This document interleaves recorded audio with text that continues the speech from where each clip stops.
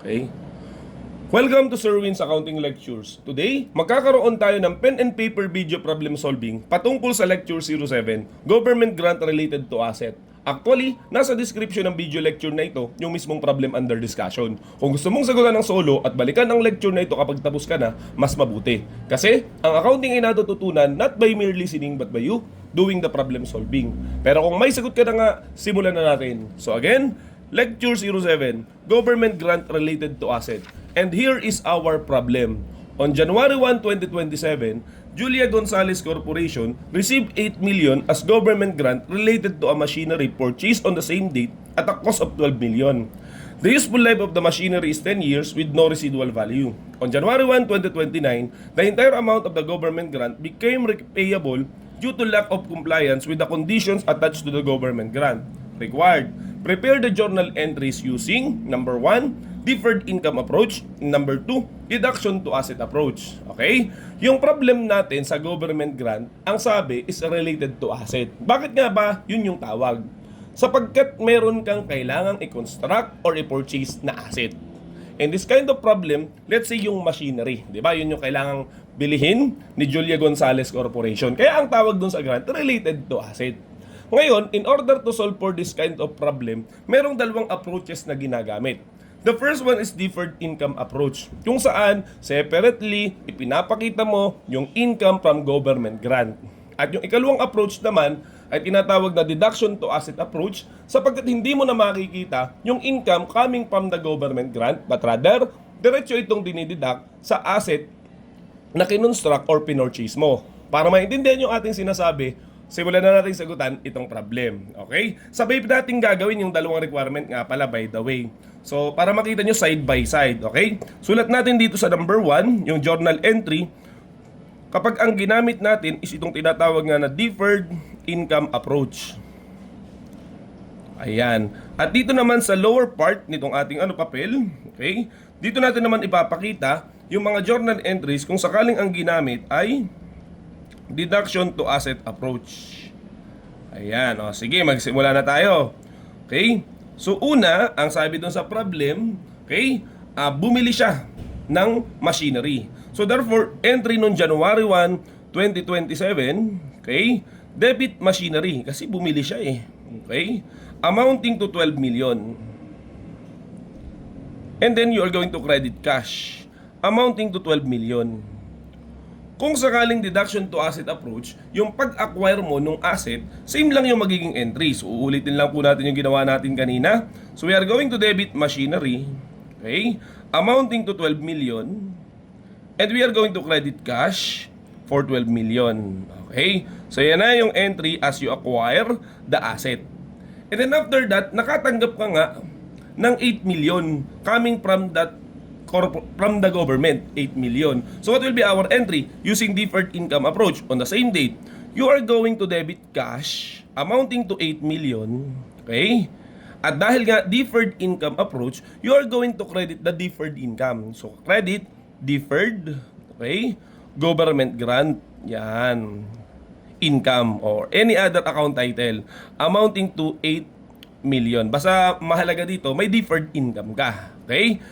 Ang deferred income is a liability account sapagkat merong kondisyon, okay? May requirement kasi itong si government para bigyan ka ng pera. Kaya ang isa pa nga pala, kahit ang natanggap mo ay, ang natanggap mo ay 8 million pero ang binili mo na machinery is 12 million, it doesn't mean na dapat pantay sila. It doesn't also mean na dapat mas mababa lagi ang grant or subsidy na natatanggap mo kaysa dun sa asset. It may either be higher or lower.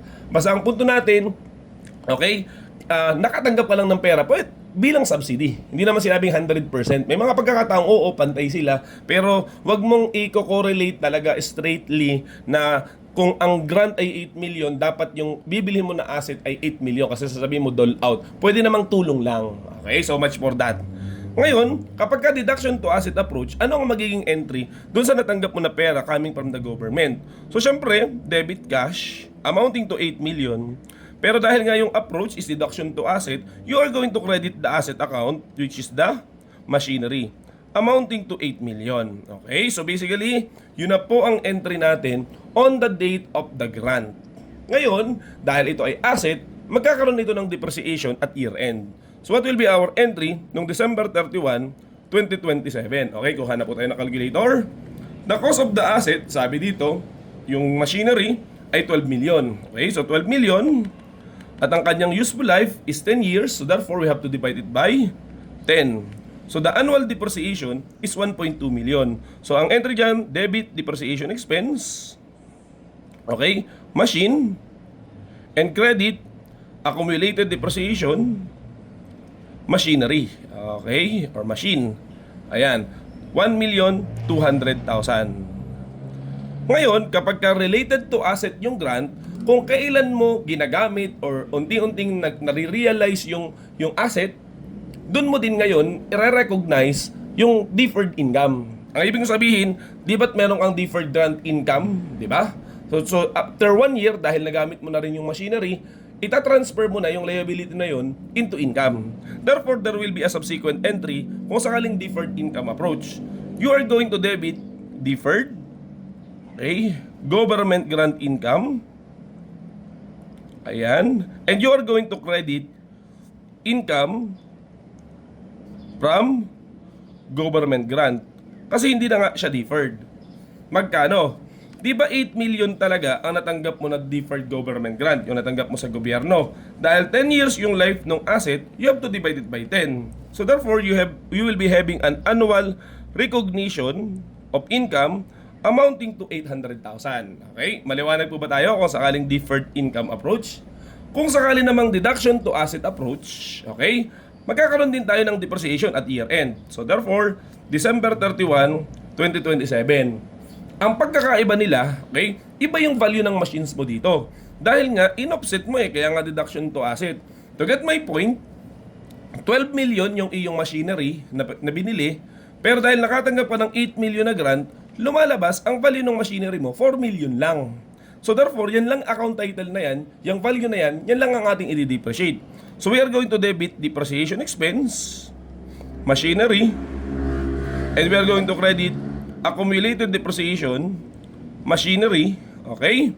Using this base, 4 million divided by the useful life, ang sabi nga dito ay 10 years, so therefore divided by 10, so we will get 400,000. Okay? Wala na tayong transfer of deferred income to realized income kapag ka-deduction to asset approach. For a very basic reason, wala ka namang na-recognize or parang ipinakita o present na deferred income account. Tama, di ba? So that ends the entry kapag ka-deduction to asset approach. O, let's move on. Dadating yung 2028. Ano ang magiging entry doon? Okay? So, gawin po natin. So, para sa deferred income approach, so ito na ulit, may bago tayong papel. So, sa deferred income approach, kasi mahaba pala yung problem. Okay? Sa 2028, syempre, magdi-depreciate ka ulit. So, December 31, 2028. So, you're going to debit depreciation expense dash machinery and credit accumulated depreciation dash machinery. Okay? Siguro same lang din naman talaga magiging computation dyan. Therefore, just simply 1,200,000 per year. Kasi nga, 12 million yung iyong machinery account. And then, magkakaroon ulit ng realization ng deferred government grant income. Okay, kasi nga, you realize this as you use the asset account and you credit income from government grant. So, nagtatransfer ka talaga. Nagtatransfer ka from liability going to income. Okay? Paano naman kung sakaling deduction to asset approach? What will be our entry? Ayan, pakita lang din natin dito. Deduction to asset approach. Ayan. So, magdi-depreciate ulit tayo per year. So, therefore, December 31, 2028, we are going to debit depreciation expense, machinery, okay, and credit accumulated depreciation machinery. Okay? Same lang din naman ang magiging computation yan. That's why we will still get 400,000. Okay? Kasi nga, 12 million minus 8 million is 4 million divided by 10. Okay? So, ito na yung highlight ng ating problem. Ngayon, anong nangyari noong 2029? Ayan. May mga requirement na hinihingi sa'yo yung gobyerno kay Julia Corporation. Pero hindi niya na-comply. So, therefore, anong gagawin natin? May condition kasi. So, pagka ganun, kailangan mong ibalik yung natanggap mo. Okay? Doon sa gobyerno. So, under deferred income approach, what will be your entry? Ayan, so gawin na lang po natin. January 1, 2029 kasi nagkaroon ng problema. You are going to debit, okay? You are going to debit and deferred, okay? Grant, government grant, okay? Government grant income. Okay, kasi nga, wala ka nang i-realize dahil nga nagkaroon ng breach okay? Ang tanong, magkano to? Ang sagot ay kailangan mong i-monitor magkano yung balance niya. Okay? Kung ating babalikan, nung una, may balance siyang 8 million kasi yun yung natanggap mo sa gobyerno, di ba? 8 million. At pagkatapos, nagkaroon ka ng realization na 800,000. So therefore, minus 800,000 for the realization on 2027. At nagkaroon ka rin ng realization ng 2028 na 800,000. So minus another 800,000. So therefore, we will get 6,400,000. Kailangan mo na siyang tanggalin. Bakit? Kasi nga, hindi mo na yan marirealize dahil nga nagkaroon ka ng non-compliance. At dahil din doon magkikredit ka ng cash kasi kailangan mong isauli sa gobyerno kung ano man ang natanggap mo. Which I believe, 8 million yun. Therefore, credit cash amounting to 8 million. At hindi yan magbabalanse. Kasi, nung nagkaroon ka ng non-compliance, yung mga income na na-realize mo before will now be treated as a loss. So, therefore, we have to debit loss on government grant. Ayan. Okay. So, magkano yun? So, 6.4 million yung deferred, yung debit. Yung credit ay 8 million. So, therefore, magkakaroon tayo ng loss amounting to 1,600,000 kasi nga nagkaroon ka ng non-compliance. Okay? So, anong napansin natin dun sa amount ng loss? Hindi ba't nagkaroon ka ng realized income amounting to 800,000 noong 2027 at 800,000 noong 2028, totaling 1.6 million. Yun din yung magiging loss mo kung sakaling nagkaroon ka ng non-compliance. Ibig sabihin, nire-reverse mo lang yung mga dating akala mong kinita mo ay hindi pala. Okay? So, yun na po yun for January 1, 2029. Ngayon, sa point of view naman ng deduction to asset approach, anong magiging entry nung January 1, 2029? So malamang magkikredit siya ng cash kasi nga isasauli niya yung 8 million. Okay? Ikinukumpara po natin. Magde-debit ba siya ng deferred government grant income? The answer is no. Wala naman kasi siyang ganong account title. But rather, ibabalik niya yung dine-recognize niya na asset, yung credit niya na machinery. So therefore, ang kapartner nito ay machinery amounting to, okay, 8 million. Okay, sana po maliwanag na nung siya nakatanggap ng 8 million, credit niya yung machinery. Ay dahil nga isinasauli niya ngayon, therefore, ibabalik niya, i-debit niya yung machinery account. Okay, ganun po kapag deduction to asset approach. Ngayon, tapos na ba tayo? Hindi pa, kasi lilipas ang isang taon, magkakaroon ng depreciation pagdating ng December 31, 2029. Okay? What will be our entry? So, debit, depreciation expense, yun munang format ang ating pag-usapan. Credit, machinery, and credit, accumulated depreciation, dash machinery. Okay? Magkano? So, hindi naman nabago yung value ng machinery dito. Ganun pa rin naman, di ba? 12 million at dine-depreciate natin every year. Okay? For 10 years, amounting to 1,200,000. So, ang debit natin, depreciation expense, machinery, and credit accumulated depreciation, machinery. Sa madaling salita, walang pagbabago sa depreciation entry nung deferred income approach. Eh tanong, magkakaroon pa ba tayo ng subsequent entry, yung realization ng deferred going to income? Siyempre, common sense, wala na. Kasi nga, siyempre, okay, ipinalik mo yung pera, wala ka ng deferred income. Okay, therefore, tapos na po yung mga entry para sa deferred income approach. Now, ang pag-usapan naman natin dito is yung deduction to asset approach. Magkakaroon din ba siya ng depreciation? Malamang, noong 2029. So, debit depreciation expense, okay, and credit accumulated depreciation, okay, machinery, yan. Magkano? Okay, this time, magiging komplikado ng kauntian ang ating computation. Actually, hindi naman masyado. Sakto lang. So, kasi, meron kang unang 4 million, yung first 4 million mo, yung kanina, okay, that it will be divided, okay, into 10. So, that will be 400,000, yung depreciation natin nung mga nakaraang taon. Pero this time, nagkaroon ka ng debit na 8 million para dun sa machinery. So, meron kang second na 8 million, okay, it will be divided also into 10 kasi yun yung annual. Pero dahil 3 years na yung nakakalipas, it will be multiplied to 3 para mahabol mo yung mga dating depreciation. Okay? Kumbaga yung ngayon at saka yung 2 taon na nakalipas. Okay? So in order to do that, we solve.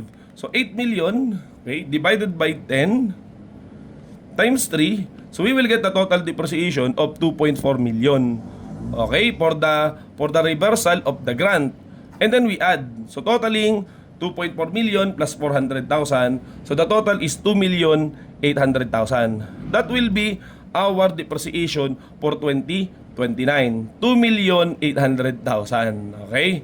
Sana maliwanag ito yung dating value ng machine na dinidepreciate mo regularly, tsaka nagdagdag kasi ng 8 million ay dahil 3 taon na, 2 taon yung nakalipas, tsaka ngayong taong ito. So therefore times 3. So 2.4 million ngayon ang depreciation nung kare-recognize mo lang na machinery. Kaya therefore ang total depreciation expense again and again is 2.8 million. Tapos na rin ang entry sa deferred deduction to asset approach. Ngayon, we try to compare yung kahulihang taon, yung 2029. Hindi ba sa side ng deferred income approach, nagkaroon siya ng loss na 1.6 million, nagkaroon siya ng depreciation na 1.2 million. Kung ito-total mo yan, yung lahat ng expenses niya, nung 2029, 1.6 million na loss, okay? At saka 1.2 million na depreciation at year-end.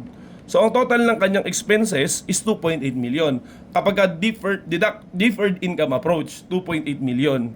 Kung sakali namang deduction to asset approach, as you observe, okay, wala siya nung una, nung January 1, 2029, pero noong December 2029, nagkaroon siya ng depreciation amounting to 2.8 million. Hindi ba't yan din naman yung total ng depreciation expense at losses kung sakaling deferred income approach? So, what can we say? Okay, kahit aling method ang gamitin natin, yung mga expenditures, yung mga expenses, okay, ay parehas lamang. Isa pa, okay, para mas ma-appreciate pa natin.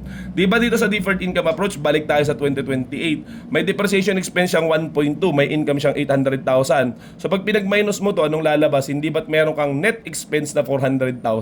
Kung sakaling deduction to asset approach, hindi ba't yun din naman ang nare-record niya na depreciation expense ng 2028, 400,000? So parehas lamang sila. Okay? So I believe marami na po ako nasabi dito sa dalawang klase ng approaches using government grant related to assets. Sana meron ka natutunan. So yun lamang at maraming salamat.